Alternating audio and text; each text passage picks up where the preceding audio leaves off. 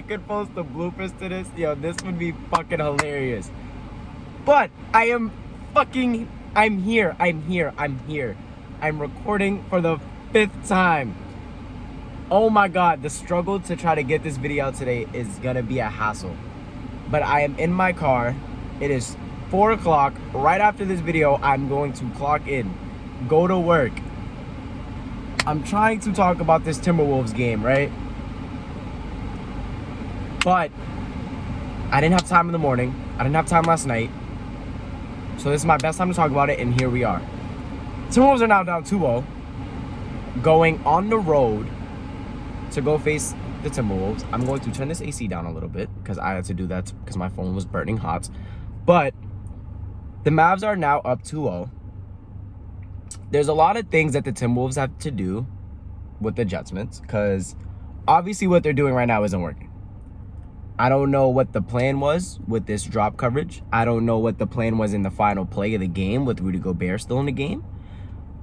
Now, I'm going to try to make this video short and sweet because I have been here for a long time. I'm trying to get out of here. But let's talk. So, right, you know, and let's start with the Timberwolves. Oh, no, let's start with the Mavs side because the Mavs won. Let's start with the Mavs side. So, the Mavs, you know, one thing I will say is the Mavs defense has definitely showed me something that I didn't know they had. Now, I didn't know they was going to be able to sit down defensively and stop the Wolves like they're doing. To be honest, with Luka and Kyrie, I didn't think that they'd be able to hang with Anthony Edwards and them. Now, when I say that, I just mean defensively. Obviously, offense, they're fine. But defensively, I didn't think they were going to be able to sit down like this. There has been a lot of possessions where we will see Luka sit down in a defensive stance. We'll see Kyrie sit down in a defensive stance. And we'll see PJ and all them even switch out and everything. Their defense has been great for them.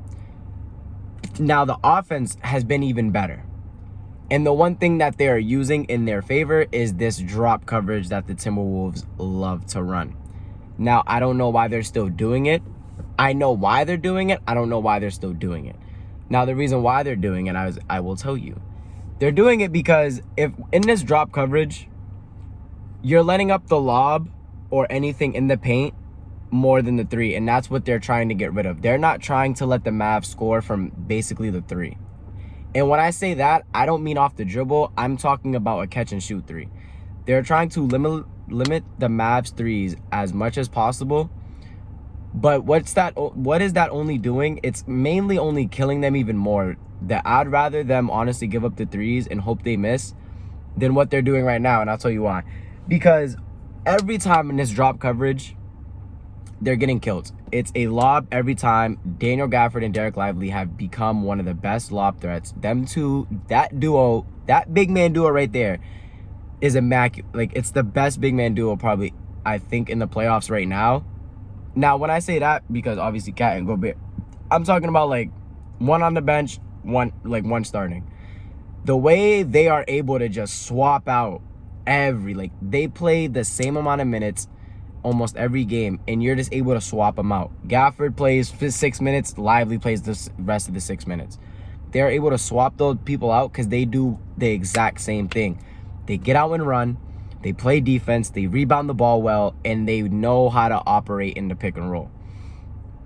Now, one thing I don't know why the Timberwolves aren't doing more is blitzing the pick and roll. Now, let me tell you why they should.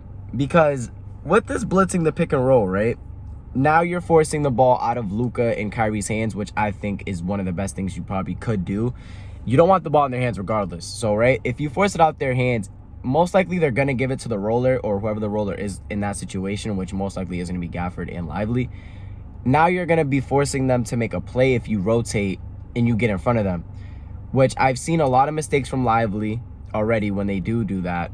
And I haven't really seen any mistakes from Gafford. Gafford has really been good at them blitzing Luka, so I don't know if you do it when Gafford's in the game, but when Lively is, I think you should blitz it.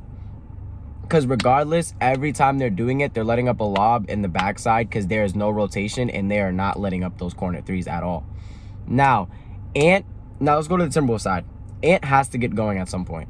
At some point, Ant has to get going. These last 3 games have probably been his worst 3-game stretch of his entire career. He has to get going at some point if they even want a chance in this series, and same goes for Cat. Cat got benched some point in the third quarter, and we barely saw him. He only played like 24 minutes, which I think is dumb because I think their best chance to win is with Cat on the floor and Gobert on the bench. They played Gobert a lot in this series, and I think matchup-wise, he's not good in this series. Like, this is one of the series where I think, I don't know if you bench him to start the game, but I say you, like, stay with the starting 5, but I don't think he's your closing center. I think you run with Reed and Cat, because I think it's the best chance for Edwards to get his shot going at any given moment.